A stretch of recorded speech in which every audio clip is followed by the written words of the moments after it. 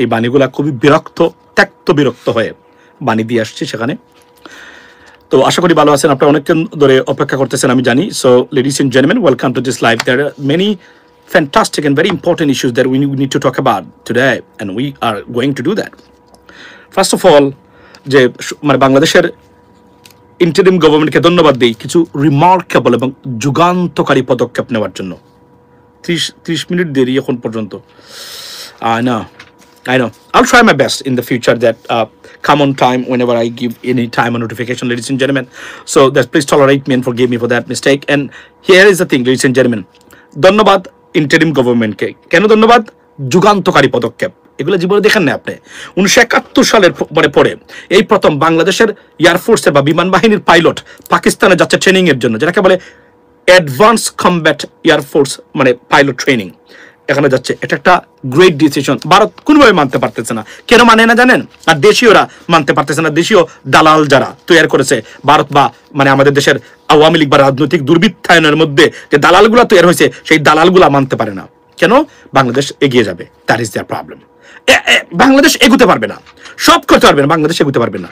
সারাদিন 71, 72, 74 নিয়ে দোহাই দিয়ে পড়ে থাকবে, কিন্তু বাংলাদেশ এগিয়ে যাবে এটা তারা মানতে পারে না কখনো।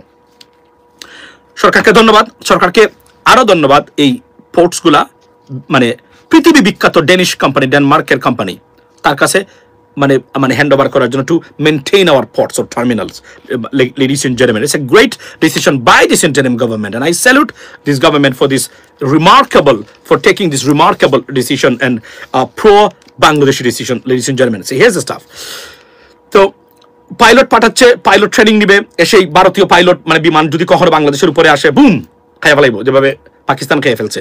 আশা করি ভারত কখনো এই কাজ করবে না। We want to be a friendly relation, we should have a friendly relationship between this two countries, but the problem is India they don't want it. তারা one sided relationship, whatever they can do they want to do in Bangladesh, ladies and gentleman. So here is the stuff today.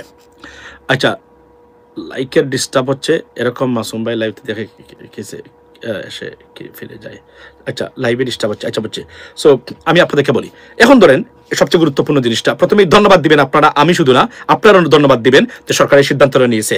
তারপরে পোর্টসগুলো আমরা গতকালকে বলেছি। আজকে আমি আপনাদেরকে আমার মূল বিষয়টা হলো যে আমাদের প্রধান আপনাদের নিরাপত্তা উপদেষ্টা ডক্টর খলিলুর রহমান এবং ভারতের মানে নিরাপত্তা উপদেষ্টা যিনি আপনার, ওনার সাথে আপনার কি হচ্ছে, এই মিটিং হয়েছে ভারতের দিল্লিতে।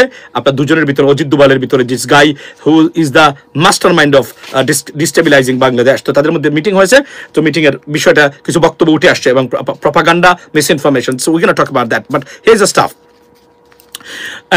আপনি ডিপি ওয়ার্ল্ড এবং বন্দর রক্ষণাবেক্ষণের যিনি দায়িত্বে আছেন, বন্দর রক্ষা মানে কমিটি যারা বা গ্রুপ যারা, তারা দিয়েছেন যে তারা বন্দর রক্ষার জন্য তারা আন্দোলনের ডাক দিয়েছেন এবং বন্দরকে স্থবির করে দেওয়ার, বন্ধ করে দেওয়ার জন্য তারা ডাক দিয়েছেন। আমি আজকে বলছি, বন্দর যেন প্রয়োজনে 6 মাস নয়, 1 বছর প্রয়োজন হলে বন্ধ থাকবে। তারপরেও এই বাটপারদের কথা শুনে এই প্রজেক্ট ক্যান্সেল করা যাবে না। এবং এই বাটপারদের পিছনে যারা আছে, যারা মদত দেয় এগুলা এবং ধ্বংস করে এবং বাংলাদেশের এই উন্নতির ক্ষেত্রে বাধা সৃষ্টি হয়ে দাঁড়ায়, এই উদিচি মুদিচি যারা আছে, ফুদিচি, সবার বিরুদ্ধে সহ অ্যাকশনে যেতে হবে সরকারকে এবং কঠোর অ্যাকশন নিতে হবে। এটা দেশের জন্য অ্যাকশন, এটা কোনো দলের জন্য নয়। গেল একটা। এবং আমি আপনাদেরকে তাদের হিপোক্রেসি এবং দ্বিচারিতা বা ডাবল স্ট্যান্ডার্ডের কিছু নমুনা আমি আপনাদের সামনে তুলে ধরতে চাই, ladies and gentleman. For example, তারা দেখেন বলছে কি ডিপি ওয়ার্ল্ড নিয়ে কি কথা বললো। এখন তো পৃথিবী বিখ্যাত ডেনিশ কোম্পানি, রাইট, ডেনমার্কের কোম্পানি। এই দেশগুলোর transparency, accountability, professionalism unbelievable, like Denmark, country like Denmark or so on. So here is the staff. দেখেন কি করছে তারা। ডিপি ওয়ার্ল্ডের বিরুদ্ধে তারা দাঁড়ালো, বন্দর রক্ষণাবেক্ষণ। এখন দেখেন এই ভারতীয় পেতাত্তাদের ডাবল স্ট্যান্ডার্ড, মুনাফিকটা কোন জায়গায় আমি আপনাকে আজকে বলি। আপনারা কি জানেন মানে 60টা দেশে ডিপি ওয়ার্ল্ড বন্দর রক্ষণাবেক্ষণ বা টার্মিনাল রক্ষণাবেক্ষণ করে বা মানে তারা অপারেটস করে, যেটাকে আমরা বলি অপারেশন। সবচেয়ে উল্লেখযোগ্য দেখেন একটা দেশ, তার নাম হচ্ছে গ্রেট ব্রিটেন। গ্রেট ব্রিটেনের gateway of London deep seaport in the United Kingdom operated by DP World. Just think about that. How trusted and professional and efficient takle country like Great Britain handed over their activities, operations to DP World. Just unbelievable. অর্থাৎ মানে কতটা বিশ্বাস এবং professionalism এবং capability থাকলে বা capacity থাকলে ব্রিটেনের মতো দেশ তাদের gateway of London, the biggest and the main deep sea port in the United Kingdom, run by and operates by DP আপনার ওয়ার্ল্ড। Think about that. সেই কোম্পানিকে নিয়ে তারা বলছে এটা দেওয়া যাবে না, এটা দিলে এই হবে, এটা দিলে সেই হবে, এটা মানে মানে সমস্যা আছে। এদের আরো মুনাফিক, এটা আমি আপনাদের সামনে তুলে ধরতে চাই এই মুহূর্তে। আচ্ছা, আমার তো লাইট চলে গেছে, অসুবিধা নাই, এখন লাইট ছাড়া কথা বলা যাবে না,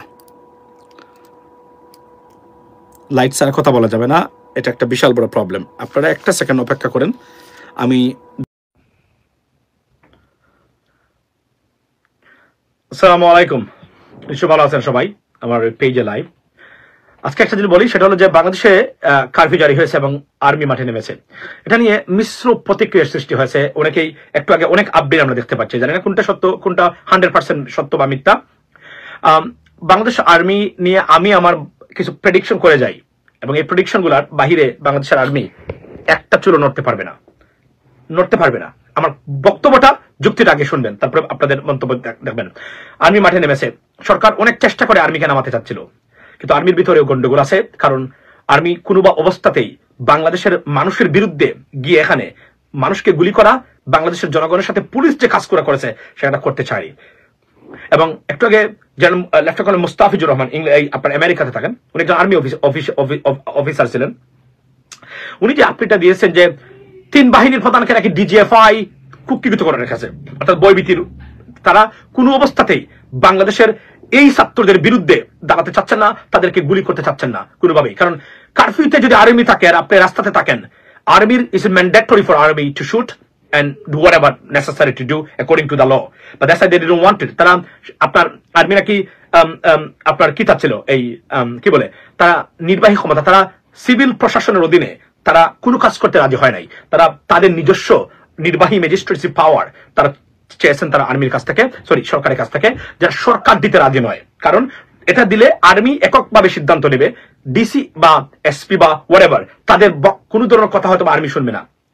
বাংলাদেশের আর্মি সত্যিকার অর্থেই কি মাঠে নেমে পুলিশের মতো অ্যাট্রসিটি করতে পারবে? The answer is no, they can't. Why? Because it doesn't mean the army ফেরেস্তা। মনে রাখবেন, আর্মির টপ লেভেলে যারা আছেন এরা কোনো না কোনো ভাবে শেখ হাসিনার অধীনস্থ মানুষ। আর্মিতে অনেক লেফটেন্যান্ট কর্নেল, অনেক বড় বড় মেজর আছেন, অনেক ব্রিগেডিয়ারও মেবি আছেন 2-1 জন। যদিও ব্রিগেডিয়ার পদমর্যাদার কেউ শেখ হাসিনার আস্থাভাজন থাকবেন না, এটা অলমোস্ট ইম্পসিবল, রাইট? যেটা হচ্ছে বড় পদ। তবে আমি মনে প্রাণে বিশ্বাস করি, আমার পার্সপেক্টিভ, আমি like I said, I never went wrong, my predictions never went wrong in the past, ladies and gentlemen. Let me tell you what, army করতে পারবে না, কারণ কি চাইলেও পারবে না army. America, because of America, United States of America. কারণ army যদি একটা গুলি করে, তো সবচেয়ে যে বাহিনীটা under serious scrutiny and watched by the United States and the United Nations is army. Their activities will be monitored very closely. এবং আর্মি পিস কিপিং মিশনে আছে। আর্মির অফিসারের রুটিতে পেটে লাথি নিশ্চয়ই এরা মারতে চাইবেন না। আর্মির বড় বড় অফিসার আছেন এবং তারা স্ট্রেট ফরওয়ার্ড বলে দিয়েছেন। কারণ আজিজ থেকে ওয়াকার, জেনারেল ওয়াকার মানুষ হিসেবে যথেষ্ট ভালো। আজিজ ছিল একটা আস্ত বড় বদমাইশ, আস্ত বড় দুর্নীতিগ্রস্ত একটা বদমাইশ, একটা সন্ত্রাসী পরিবার থেকে উঠে আসা একটা বদমাইশ ছিল জেনারেল আজিজ, রাইট? কিন্তু এজন্য সে স্যাংশন খেয়েছে। কিন্তু উনারা তার যে ক্যারিয়ার এবং এই জায়গাতে আমার মনে হয় না আর্মিরা কোনো অবস্থাতেই বাংলাদেশের মানুষের বিপক্ষে দাঁড়াবে। এটা আমার খামান চাচা ব্যাপার। যদি দাঁড়ায়, খবর আছে কিন্তু আর্মির কোন অবস্থা থেকে এর থেকে পরিত্রাণ পাবে না বাংলাদেশের আর্মি। কারণ they are being watched by all international bodies in the big countries. এটা আমি আপনাদেরকে অল অফ করে বলে দিতে পারি। ভাই, কমেন্ট সেকশন বন্ধ নাকি? এটা কি বন্ধ? এটা তো আমি নিজেও জানি না বন্ধ কিনা। তাহলে আমাকে দেখতে হবে এটা কমেন্ট সেকশন বন্ধ কি, মানে কেউ করেছে নাকি? না, এই তো আসছে। আচ্ছা, এই তো আসছে। Thank you. কমেন্ট সেকশন বন্ধ না, আপনি তো দেখতে পাচ্ছেন যে একটা কমেন্টস দেখলাম এখানে। না, thank you so much Talukdar, Monir Talukdar. তো আর্মি কোনো কিছু, আপনারা যারা স্টুডেন্ট আছেন, বাংলাদেশের মানুষ আছেন, নির্ভয়ে আর্মির সাথে যাবেন। আর্মি কিন্তু এখনো এতটা নষ্ট করার পরে, এতটা ধ্বংস করার পরে, চেষ্টা করার পরে ভারত এবং শেখ হাসিনার দুর্বৃত্তরা এখনো আর্মি কিছু কিছু জায়গায় এখনো তাদের নীতি নৈতিকতা মানে রক্ষা করে চলছে বাংলাদেশের আর্মি। এটা আমি আপনাকে অলফ করে বলতে পারি। এবং বাংলাদেশের আর্মির সবচেয়ে বড় ভবিষ্যৎ হচ্ছে ইউনাইটেড নেশনস পিস কিপিং মিশনে তাদের অন্তর্ভুক্তি বা তাদের যে সার্ভিসটা মনে রাখবেন। সুতরাং যদি এমন কিছু করেন, আর্মি গুলি করতে পারবে না, করবেও না। আর্মিকে নির্দেশ দিয়ে দেওয়া আছে আর্মি, কারণ আর্মি গুলি করে একজন স্টুডেন্টকে যদি আর্মি মারে, it's going to be a big consequence for them. এটা আমি আপনাদেরকে বলে দিতে পারি 100%. এটা I don't have to know any kind of information from anyone else about army, because if you know the international perspective in regards to army's affiliation or participation in United Nations peacekeeping mission, they cannot do that because they're under scrutiny. Aziz আর্মিকে এমনিতে শেষ করে দিয়ে গেছে, বুঝছেন? ওই আপনার আজিজ যা এখন যারা আছেন তারা এটা করতে পারবেন না। এবং সেনাবাহিনী, আপনাকে বলছি, আপনারা দেখেন আমাদের দেশের অবস্থা। এদেশ কেন এমন হলো? এদেশে আমরা জন্মগ্রহণ করেছি, এদেশে আমাদের যেতে ভয় করে। শ্বশুর মারা গেছে, দেশে যাব বলে আইসেন না, কান্নাকাটি করে বলে আইসেন না, কেন? আপনাকে নাকি ক্রস ফায়ার করবে। ভাই মারা গেল, দেশে যাব বলে আপনাকে নাকি, কি একটা অবস্থা! What the hell is this? It's my country, right? এবং যারা কান্নাকাটি করে তারা বলে আসিস না, এবং সবার এই কথাটা অগ্রাহ্য করে সিদ্ধান্ত পরিবর্তন করলাম, দ্যাটস ফাইন। কারণ যাদের কাছে হেল্প চাইবো তারাও বলে কি, না আপনি আসবেন না। এটা কেমন কথা ভাই? আমি শেখ হাসিনাকে জীবনে হাসিনা বলে নাই। কেন ইমাজিন দিস? এদেশ তো আমরা চাই না হাসিনা, শেখ হাসিনা, এদেশ আমরা চাই না। এদেশের পরিবর্তন আপনাকে করতেই হবে এবং পরিবর্তন হতেই হবে। দেশ এভাবে চলতে পারবে না, ইম্পসিবল। অনেক এই দেশটাকে নিয়ে খেলেছেন আপনি, আপনার ভারতীয় বাহিনী। Enough is enough. এই স্টুডেন্টরা যদি ফেল করে, লেডিস এন্ড জেন্টলম্যান, মনে রাখবেন, আপনি নয়, আপনার 10 প্রজন্ম, নেক্সট প্রজন্ম, they will be failed, they can not be failed. এতে যদি রক্ত দিতে হয়, যা যার দরকার লাগে করতে হবে। এবং আর্মি অফিসার, আমি আজকে বলে যাই, যারা শুনলাম কয়েকজন কর্নেল পদত্যাগ করেছেন, আপনারা যারা পদত্যাগ করেছেন, আর্মি অফিসার থেকে জানিয়ে দিবেন, আপনাদের সর্বোচ্চ সম্মান দিয়ে আর্মিতে এই সুযোগ সুবিধা ফিরিয়ে দেওয়া হবে, যে সরকারই যাক। এটা আমরা আন্দোলন করব, আর্মির হেডকোয়ার্টারের সামনে গিয়ে আপনাদেরকে ফিরিয়ে দিতে হবে। সম্মান, টাকা পয়সা যা চলে গেছে সবগুলা ফিরিয়ে দিতে হবে, ইনশাল্লাহ দিতে হবে। এই যুদ্ধে যারা অংশগ্রহণ করেছেন, এই যুদ্ধে যারা ক্ষয়ক্ষতি হবেন, ক্ষতিগ্রস্ত হবেন, রাষ্ট্রের liability, it is this responsibility of the state to compensate them, and they have to do that. Otherwise কোন ধরনের আন্দোলন, মুভমেন্ট সফল হবে না, দিতেই হবে। আমি প্রতিবাদ করব, আমি আর্মি হেডকোয়ার্টারের সামনে দাঁড়িয়ে থাকবো, প্রয়োজনে গুলি খাবো। এই আর্মি অফিসার যারা ক্ষতিগ্রস্ত হয়েছেন, যারা রিটেলিয়েট করেছেন, সরকার অগ্রাহ্য করেছেন, তাদের পদবি সর্বোচ্চ রাষ্ট্রীয়, এবং এরা সর্বোচ্চ রাষ্ট্রীয় সুবিধা পাওয়ার যোগ্য, যারা আজকে বর্তমানে এখানে আপনার very defined to the government. I can tell you that if any army officer watching right now, pass it over to your head of your big officers or like right concern, that you'll be given every opportunities, states opportunities or benefits is available for you and should be given. যারা ক্ষতিগ্রস্ত হয়েছেন, যেভাবে ক্ষতিগ্রস্ত হয়েছেন, they deserve it. $5 billion, $7 billion পাচার করবেন, $200 million খরচ করলে আমাদের যত ক্ষতিগ্রস্ত হয়েছেন সবারকে তাদের কম্পেনসেট করা যাবে, এবং ইট হ্যাজ টু বি। পরবর্তী সরকার যারাই যাবে তাদেরকে এটা করতে হবে, কারণ এটা করতে বাধ্য থাকবেন তারা, কারণ নতুন প্রজন্ম জেগেছে, সূর্য সন্তানরা, সোনালী সন্তানরা, এরা জেগেছে, এরা ফেল করতে পারে না, এরা ফেল করে নাই, অলরেডি রেভলিউশন ঘটিয়ে দিয়েছে তারা, ইনশাল্লাহ। পরবর্তী সময় একটু পরে আবার দেখা হবে, ইনশাল্লাহ। ভালো থাকবেন। Do not forget to support my page and my YouTube channel, because সবচেয়ে ইউটিউব চ্যানেল হলো কেন জানেন? সবকিছু চলে যেতে পারে, ইউটিউব চ্যানেলটা হচ্ছে সবচেয়ে সেফ, সবচেয়ে নিরাপদ। তবে সুখের কথা হলো, আমার ধারণা ফেসবুক এবং সোশ্যাল মিডিয়া প্ল্যাটফর্মগুলা সরকারের কোনো দাবি মানতেছে না, এখন কোনো কথাই শুনতেছে না। এটা আমি দৃঢ়ভাবে বিশ্বাস করতেছি, বর্তমানে আমি যা দেখতেছি আর কি। এমন কিছু জিনিস সোশ্যাল মিডিয়াতে আছে, পার্টিকুলারলি ফেসবুকে আছে, তা ফেসবুক কোনোভাবে এলাও করতেছে না সরকারের রিকোয়েস্ট, আমার ধারণা। এবং এই সরকার থাকবে না, এই সরকার থাকতে পারবে না, এভাবে কোন সরকার থাকতে পারে না, থাকা উচিত না, চলে যেতেই হবে। ইট ইজ অলমোস্ট কনফার্ম, আমি আপনাদেরকে বলে দিতে পারি। কোন অবস্থাতেই এই সরকার, আমি আপনাদেরকে একটা জিনিস দেখাই, আমি যাওয়ার আগে আমার ভিতরটায় আসলে খুব হাহাকার করতেছে এটা দেখার পরে, আমি আপনাদেরকে দেখাই। আমি একটা জিনিস, আমার একজন বোন কি বলেছেন, উনি ওনার এই বক্তব্যটা অবশ্যই